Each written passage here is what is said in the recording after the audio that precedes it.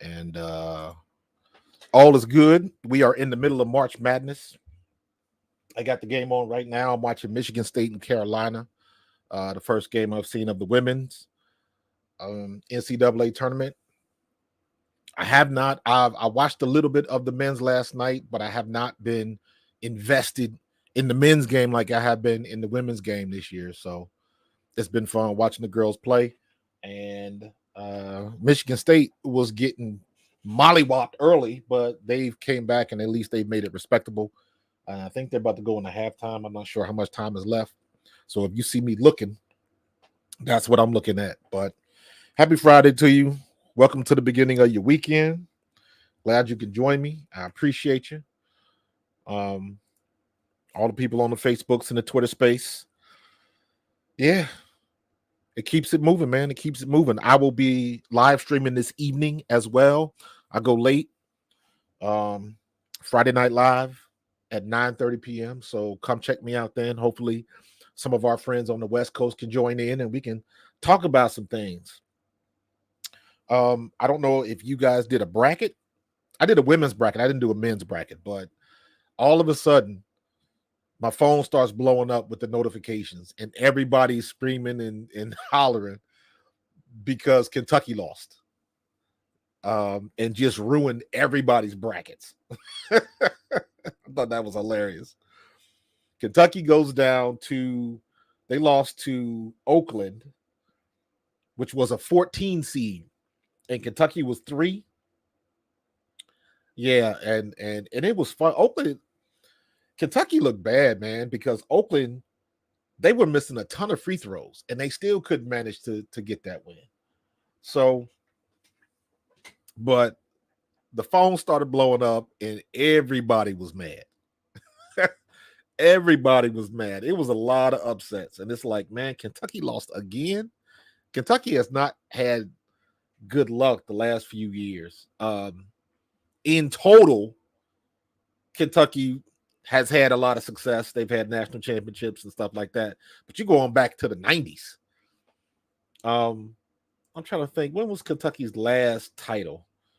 They won, let's see, I'm not going all the way back to 51. Let's start at the 90s. I know they went in 93. Nope. What year was that? 96 that they won. But I know it was they lost. What was the year they lost to Duke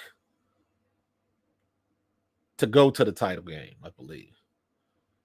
And that was in 91 to 92. Because I remember that game because I was in college. And I really wasn't a fan of University of Kentucky. I was always bitter against Kentucky because coming out of high school, the dream is that you want to play football for a D1 school. And Kentucky wanted me to walk on. And I wasn't having it. So I was always bitter. But we got over it. And I was so upset when UK lost to Duke. So it was, yeah. But you go back to, let's look at the hard losses. They lost, Syracuse was ranked 4, and they lost in the Midwest. But what was the bad losses? They lost to a 9th ranked Alabama Birmingham in the second round in 2004. They lost to number 1 Kansas in 2007. They lost to a number 6 Marquette in 2008, but they were only ranked 11, so that wasn't an upset. Let's see, we got anything? They were number 4 seed. They lost to Indiana. Indiana was ranked number 5, so that's a good game, but they got bounced relatively early. And then, of course, in 2022, they were ranked number 2, and they lost to 15 St. Peter's. And then, of course, they lost in the second round last year to Kansas State, and they lost in the first round this year. They were ranked number 3 and lost to number 14 ranked Oakland. So it has been crazy, man. Happy Friday, bro. Who was that on the Facebooks? Is that Vince? I can't tell you. Is that Dave? I forgot to open up my Facebooks. I think we might have some Hassan Reddick news going on. I don't know. I'll find out in a second. That's Dave. What's going on, Dave? Appreciate you, brother. So I saw a couple things about Hassan Reddick in on the anything happen? Let's see. Breaking news. Hassan Reddick is going to Atlanta. Called it. Bam. Let's see. Hold on. Let me slow down a little bit. Should Falcons complete blockbuster trade for Hassan Reddick? All right, so hold on. The Falcons are only about $4 million in the green, but that doesn't mean that blah blah blah blah blah. If Atlanta needed considerable cap space, okay, so no, I take that back. No, that is a misleading header. So nothing was. It says Falcons complete blockbuster trade for Hassan Reddick? Question mark. But the way it's wording, it looks like that is breaking news. So that is incorrect. That is incorrect. The Falcons did not trade for Hassan Reddick. What's going on, Chris? Almost got hit with the okie doke with the bad news, with bad headers. Hold on, Hassan Reddick trade rumors. Yeah, so this is all just potential landing spots. So more of the same stuff. Nothing new coming in. Apologize for that. Hopefully somebody doesn't take that clip and run with it. Hassan Reddick has not been traded. He has not been traded to the Atlanta Falcons. That is incorrect, and I apologize for that. So, let me see. Anything else? Nah, that was it. 2 days ago, 4 hours ago, an early Eagles depth chart after several comings and goings in free agency. Blah blah blah blah. Yeah, this is nothing big. Nothing big. I do think that he will end up in Atlanta. But false alarm. That was a false flag. So sorry about that. Yeah, Dave. I was talking about that game last night. You know, just my phone started blowing up, man, in Kentucky, poor Kentucky. And let me see. Hold on. Michigan State is down 21-30 to North Carolina. I thought Michigan State would be better than this, but North Carolina is putting it on them. But it's not even halftime yet, and Michigan State is looking a little bit better. They're at least making it respectable.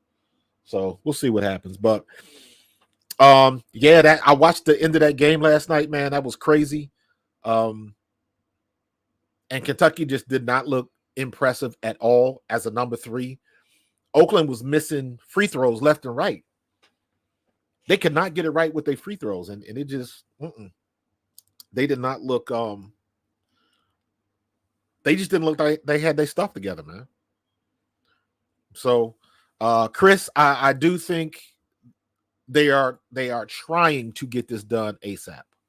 But the one thing when you're trying to work a deal like that, it's not like it's in Hassan Reddick's hands. The other team has to agree, and then Hassan Reddick basically has to agree because he can say, I ain't going there, and I'm not going to sign that contract. So that's probably not going to happen, but I'm just saying that for the standpoint of Hassan Reddick has no control over the situation. So, yeah, kid was on fire. So, it was crazy last night, man. It was crazy. And I'll keep flip flopping back and forth. So I'm looking at the brackets right now. Let me bring y'all into the brackets. So that was pretty. It was pretty fun, and I'm not even playing the men's, but I'm looking at it. Let me see. Washington State, NC State. So NC State upset Texas Tech. Texas Tech was 6. And who else? Who were we talking about? I know it was another game. Gonzaga, yeah, like that. Sanford lost to Kansas. Oregon, yeah. Oh, that's right. South Carolina. That's right. Kid from Oregon. Yeah, burnt them up. That's why you listen, man. That's why you got to play the game, man. And that's what I was saying the other day when I was talking about being a Super Bowl team or a playoff team. What's the difference? You can't tell me, you know, South Carolina, they men's team, some of the things that they did during the year that they weren't trying to prep to get to the Final Four and possibly contend for a national championship. But everybody does. Everybody does. So it doesn't matter as long as you get to the tournament. Just like in the NFL, as long as you get to the playoffs, because anything can happen. If somebody, I know Angel Reese, her ankle's not 100%. So anything can happen. And I'm saying that from the standpoint of if you lose your best player or your best player is not 100%, or maybe you don't lose your best player, but maybe you lose your best passer or your best three-point shooter or your best free throw shooter or anything like that, man, it changes the game plan totally in any sport. In any sport. Look at what happened in Philly when we lost Bryce Harper for that little bit of time. And somebody got to pick up the slack. Schwarber tried to pick up the slack, but with Schwarber, it was feast or famine. He was either hitting them out the park or he was striking out. So it takes a balance of everybody in all of these sports. NCAA, baseball, and definitely in football. Definitely in football. Chris, I've been watching the women's game all year. I've been watching Caitlin Clark, Juju Watkins, Ashlyn Watkins, what's her name? Paige Beckers. The only person I haven't seen enough of, in my opinion, is the girl from UCLA, the big 6'7" girl from UCLA. She's the one I haven't seen enough of. I know the reason why I got South Carolina as my pick to win the title is because they got a deep team. Most of their girls are 6 foot and above. Malaysia Full Wiley and Pow Pow and Ashlyn Watkins, all of them girls can dribble. They got handles and they can create their own shot. I do think Ashlyn Watkins doesn't take enough shots, but with what Full Wiley can do and her ground game, pounding it to the glass, and that hezzy move that she has, and as fast as she is, if they stay healthy and do what they're supposed to do, they already proved that they can win without Cardoso. Cardoso is just the icing on the cake, but I think Cardoso gets lost underneath the paint a lot. A lot of times I see her, she goes up and gets rebounds, and then she finds herself literally underneath the basket or behind the backboard. You know, you get about that 1.5 to 2 feet of space underneath the backboard. And sometimes she finds herself there, and it's like her spatial awareness is a little off sometimes. And don't think that South Carolina can't get got. South Carolina has been very sloppy in the second half of games. South Carolina should have lost that game to Tennessee in the SEC title game. Tennessee is going to surprise some people. Richmond is going to surprise some people. Richmond Spiders. So even as good as South Carolina is, even as good as Dawn Staley ain't making no shots. Them girls on the court got to get it done. And if they do what they need to do and they keep that intensity going on from the first to the second, they cannot get sloppy in the second half like they did a couple times during the season. They can't do it. Or they're gonna be bounced at home. Caitlin Clark's in the same situation. Caitlin Clark can shoot the lights out. But if she's not on, if she's hitting like 5 for 15, somebody else has got to pick up the slack for all of the missed shots. She's going to hit from long distance. But like I always said, the thing with Iowa is if you are either going to guard Caitlin Clark and focus on trying to stop her, or you are going to try to take out everybody else and leave it specifically on Caitlin Clark. And somebody else has to be the star. So Stokey is good, but in my opinion, Stokey is not great at creating her own shot. If you feed her, she can do what she got to do. But I don't see Stokey too much like creating her own shot. She got to be in the play. So you have an opportunity to kind of not shut them down, but you got an opportunity to contain Iowa. So we'll see what they do. But if that girl gets hot, if Caitlin Clark gets hot, you can cancel Christmas. It is a wrap. Because that girl will hit 3 points from the concession stand, hitting all net. Hitting all net. And let me be honest with you, Caitlin Clark could be better. Because I don't think Caitlin Clark has like supreme handles. She's good at handling the ball, but I don't think she has like elite level handles. If her ball skills, like her handles were a little bit better, that girl would be untouchable. Untouchable. But we were talking the other day, is it going to take away from her legacy if she doesn't win the title? And my answer is a little bit. She got all of the individual awards, but any athlete will tell you play for the championship. Ask Dan Marino how that feels. Ask Jim Kelly how that feels. Look at all them dudes in the NBA Hall of Famers. Couldn't get it done. Ask Charles Barkley how that feels. Dominique Wilkins. Ask him how that feels. Never got to hold that trophy. Never got to hold that trophy, man. So it'll take a little bit away from it because ultimately that's why you play. You playing for a championship. You're not playing to become the all-time leading scorer. That's icing on the cake. You want that chip. And Angel Reese and LSU stole it from him. I don't even think LSU is going to make it back to the finals. But we'll see. That's why they play the game. That's why they play the game. I got LSU losing. Where they at? The dang printer messed up my brackets. I got LSU losing to UCLA. Going to the Elite Eight. So we'll see. So yeah, Chris, you're right. They playing like rent is due because rent is due. Rent is due.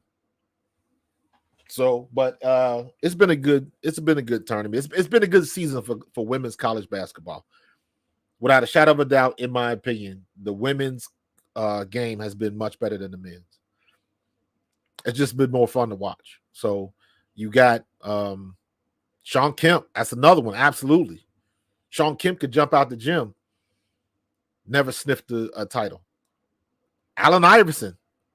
He sniffed it and got one game out of it in the finals over the Lakers. And everybody remembers that game when he stepped over Tyronn Lue. Other than that, I remember that because that was the year the Sixers made it to the finals and somebody did a animation of Shaquille O'Neal walking down Broad Street and Iverson was like David and Goliath. And it was a view from the back. So all you saw was the cornrows from the back in the Iverson jersey, and he was swinging a slingshot, and you see this gigantic King Kong sized Shaq coming down South Street, and Iverson hits him in the head with a rock. So, but yeah, AI didn't have no help, man. Yeah. Yep. But I always think about this though. If Iverson would have had the help he needed, would they have gotten the ball? If Iverson had somebody like Jimmy Buckets, you know what I mean? How much different would it have been? Because Iverson was a ball hog. Let's not forget that fact. But the dude you couldn't stop him. You couldn't stop him. I will tell anybody, if you just want to get inspired of the little man taking on the behemoth, go back on YouTube and watch the video clip of the first time Iverson went 1-1 with Jordan. That was incredible. This was before Iverson had the cornrows, all of that. This is before Iverson became Iverson. Before he was the answer. I believe he was a rookie, and he shook Jordan. Crossed him over, shook him. So it was that was a different time back then, man. I don't know if he could survive in this in this climate. Well, I take that back. He could, because you can't foul nobody, you can't hand check him, none of that. So it would be different. So what is Caitlin Clark doing? They putting Caitlin Clark on TV every chance they get. I ain't mad at him though. Possibly.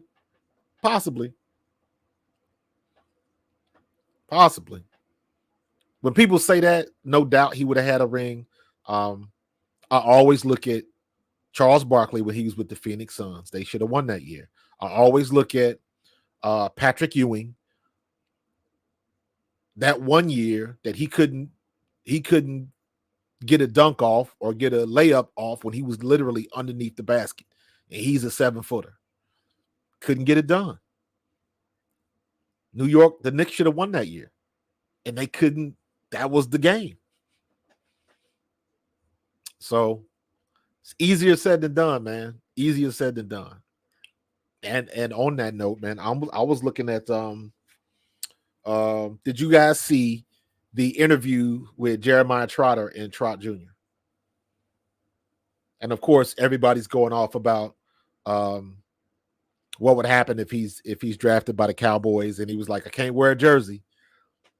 I'll wear your college jersey, but I ain't wearing a Cowboys jersey. And I was like, good for you. But Kylie Kelsey said it first. Got to give her props. Kelsey said it first. Got to give her props. Kylie Kelsey said it first. So, and I thought it was funny that he prefaced it by saying, I know this might sound a little bit arrogant, but I mean too much to the city.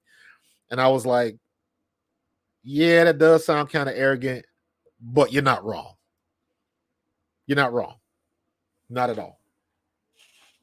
So, but shoot, man, even looking at, I was looking at some stats, man.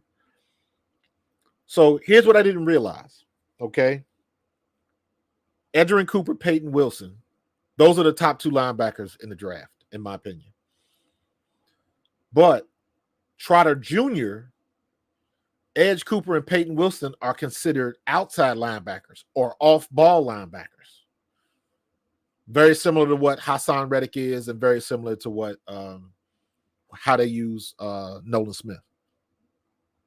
But some people have Jeremiah Trotter Jr. as an inside linebacker, have him ranked the best.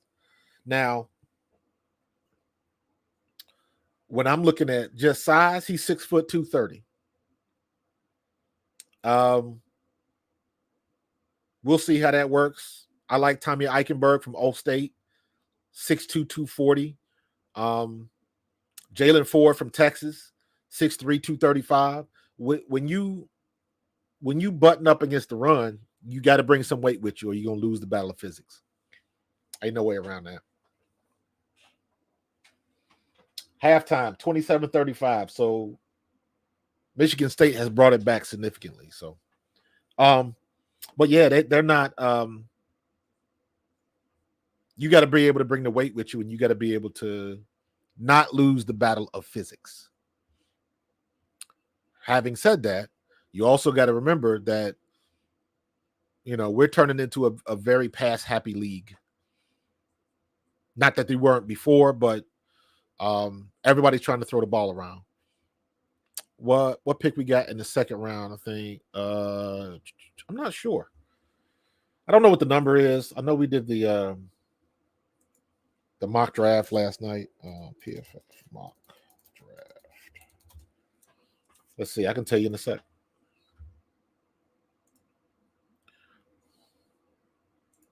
We have 53. I believe we have the 122nd pick. We go 22, 50, 53, 120, 161, 171, 172, and 210.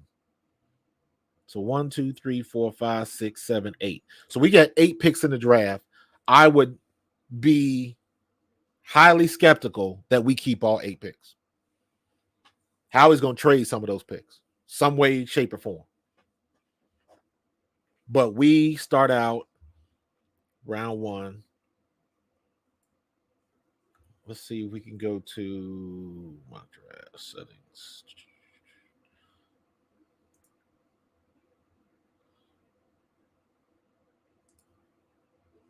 Let's see what we got. Let's go to 3. So we're 22. So we got the 50th pick in the second round. We got 50 and 53. So we got 50 and 53. So that would give us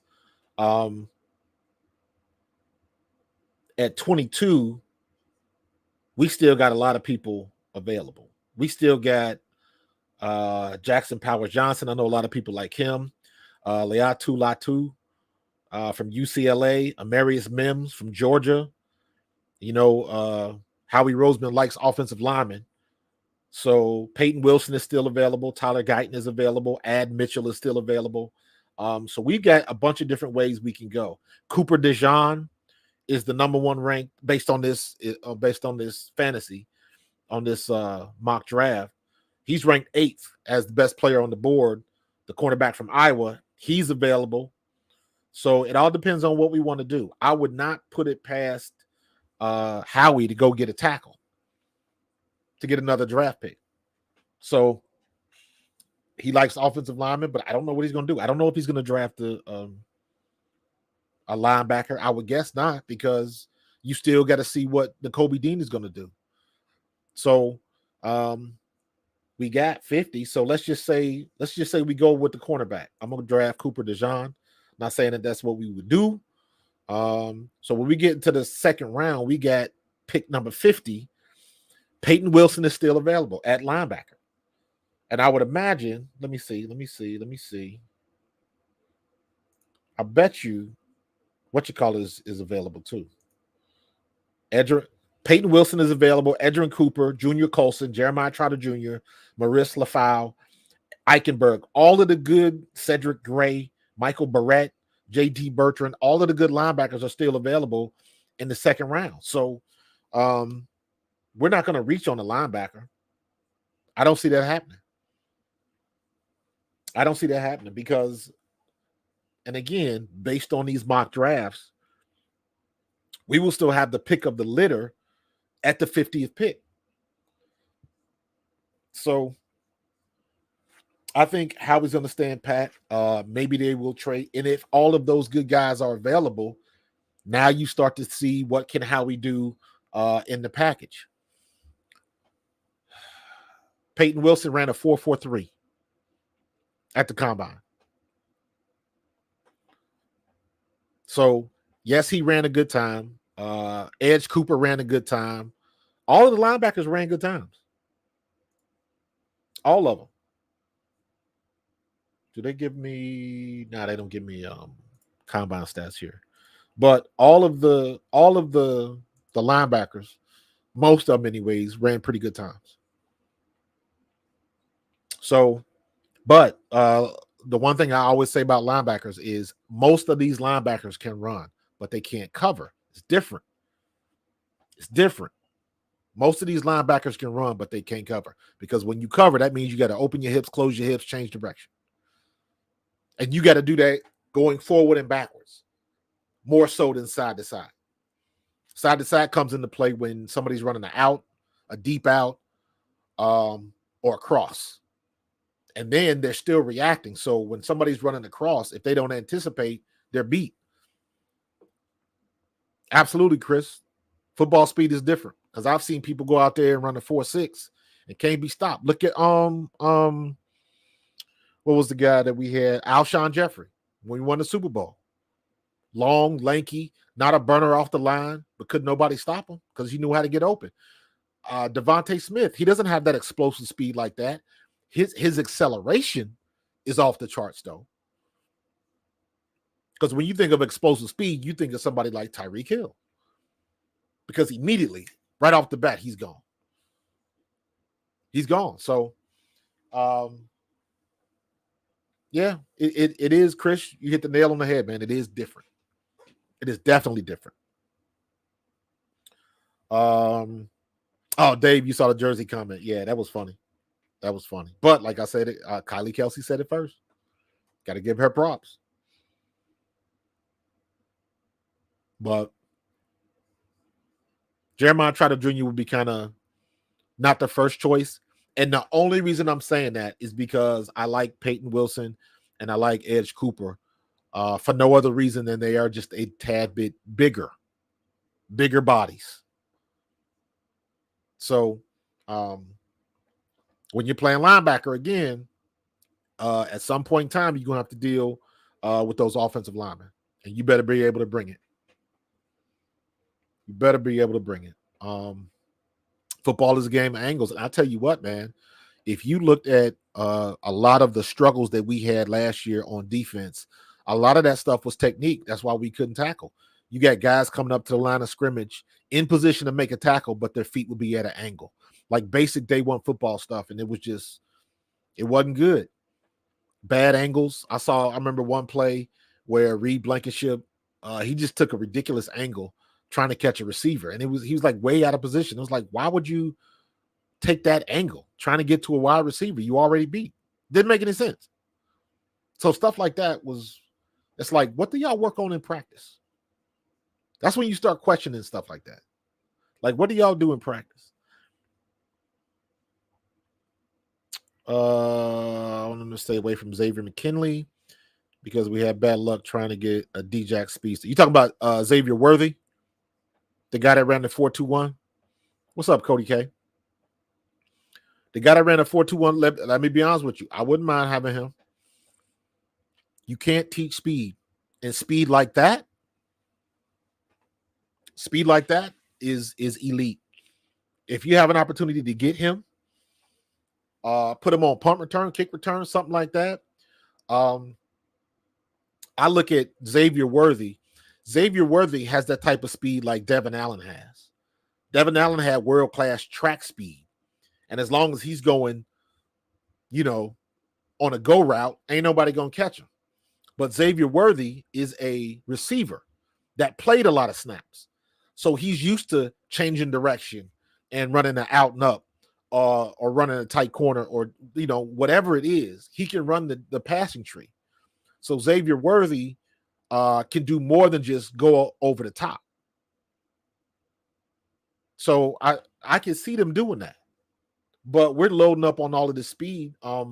What's the guy we just signed from the Giants? Paris Campbell. He's another burner. He's a low 4.3 guy. I think he ran a 4.32 at the combine. So, but he's another one that you at least, if you're a defense, you got to take that into consideration because you don't know what's coming your way. And just to have the option like that. I don't know about Devontae Parker. I kind of wish they would have kept Julio Jones, in my opinion. If you're going to get somebody at that age, get the old head, get Julio. Leave it with Julio. So, it is what it is. He's going to have his opportunity. I like Julio's size. The only thing better than good speed is being tall and having good speed. So we got to find a way to make that happen. So, Chris, who was talking with his head down? Who was tackling with his head down? Reed Blankenship? Yeah. Reed Blankenship, Sidney Brown, all of them. All of them. And Slade talking about we didn't know how to tackle. I was offended when he said that coming at Seth, talking about the old heads didn't know how to tackle. I'm like, we knew how to tackle, bro. So hopefully we can get that problem handled. And it'll be very interesting to see what the tone is in practice because Dan Campbell set the mood. He put everybody on notice on how to do it, how to have a physical team. Antonio Pierce is following suit. I fully expect the Raiders to be a good team in 24. So we got some things that we can do. We talked about that yesterday. It'll be defense is not in a bad situation. The Hassan Reddick deal is going to get done. I'm hoping it'll get done before the draft, just so that won't be something that we have to worry about. So that umbrella is not on the team. So, but we'll see what's going to happen. We'll see what's going to happen. Well, we got the nasty attitude back because think about it. Look at C.J. Gardner-Johnson. His press conference. I never would have thought C.J. Gardner-Johnson would have had the best press conference. He kept it real. The apology, what he said when he left, the way things went down, what he saw in Detroit, the desire to want to come back to Philadelphia. That was his press conference was the best in mine. And then Devin White was right behind him. So you're talking about the two athletes now we have on our defense, the leaders on our defense now with the biggest chip on their shoulders. I'm good with that. Devin White is in the prove it year because he started out hot and he fell off the last 2 years. So everybody's like, he's not worth it. So there is nothing better for a professional athlete or any athlete for that matter than to have somebody doubt you. That is the best type of chip you can have on your shoulder. Because you always looking at somebody like, all right, hold that thought. I'm going to be right. Hold my beer. I'm going to be right back. So we'll see. We shall see. But we're in good shape. Huff is a tough guy too. Yeah. Yep. He's a high motor guy. I don't know if he's like a talkative guy. I'm talking about as far as the attitude. I know he's a great player, but I'm talking about strictly like the personalities that we have on the team now. I do think Justin Simmons would be good. But I say that with caution because we just had Kevin Byard. I think Kevin Byard would have been good under Vic Fangio. So Kevin Byard can still play. Justin Simmons can still play. So we already had somebody at that level, but the situation wasn't right. So I'm hoping that getting somebody of his caliber and anybody else that we have on defense into camp at the beginning, and we have a stable roster of coaches, our defense can't help but be better. So our defense can't help but be better. So I'm expecting it. I'm looking forward to it. And I think for the people that's going to get caught up on what happened last year, the last 6-7 games last year, going to be surprised. Because our defense is not going to be the same. And our defense is not going to play the same. So we'll be ready to rock and roll. We just have to tackle. That never changes. There is no way on God green earth that we can go into next season tackling like we did last season. We cannot do that. If we do that, then yeah, maybe Vic Fangio need to be fired too. Because we cannot have that type of attitude. Can't do it. So it'll be a lot of I'm gonna do some more mock drafts tonight. So definitely come back tonight at 9:30. What I'm gonna do this afternoon is I'm gonna do some research, like really kind of get into and see if I can pull some information on what Howie's looking for and which way we want to go. Because tonight I'm gonna try to get a better sense and get a more real output from some of these mock drafts. Maybe we'll do a couple different ones from a couple different websites. But I'm definitely gonna get into that. Because the closer it gets, man, you just keep thinking about it. So, and maybe we might have some more information about the Eagles by the time 9:30 rolls around tonight. So we'll see. But it's 12:50. I'm gonna let you guys get back to it. I know it's Friday, and there's a lot of people that tend to leave work early on Friday. So go ahead and get back to it. Finish your lunch. wash your hands, and get back to it so you can get up out of there early and enjoy your weekend. A lot of stuff going on. March Madness is going to be in full effect. It's going to be a lot of fun. All of the bars will probably be filled. So, listen. I like Edgerrin Cooper, man. I like Edge Cooper. He would be my top choice. So I like his speed. I like his size. So we'll see. I just have a hard time thinking that he's going to draft another linebacker so soon after we drafted Nakobe Dean. And I believe Nakobe Dean is good. He just has to stay on the field. So, but you guys get up out of here, man. Check back with me tonight, 9:30. We're going to be doing, hopefully, I'll have some more bracketology news with what's going on, because it'll probably be some more losses and some more upsets. So that should be fun. And hopefully, maybe we will have some more Eagles news. We shall see. But you guys get up out of here. Go wash your hands, clock back in, and get back to it. And I will see you guys tonight. All right, 9:30 p.m. right here on Pro Fan Talk. Bring a friend. All right. Talk to y'all later. See you in a few.